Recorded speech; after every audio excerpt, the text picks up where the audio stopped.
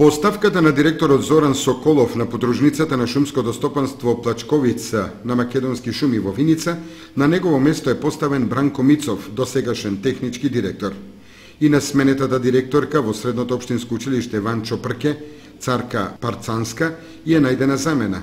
Тоа е професорката по македонски јазик Славица Алексова, која ќе биде во улога на вршител на должноста, се до спроведување на постапка за избор на директор на училиштето. Во Кочани најнови се смените на раководните кадри во Агенцијата за вработување, каде е сменет Васко Ангелов, и во Центарот за социјална работа, каде од раководната фотелја е поместена Марија Иванова. Предходно известувања дека се сменети добија раководителот на Македонија Пат Зонко Митков и раководителот на Фондот за здравство Лазар Настевски.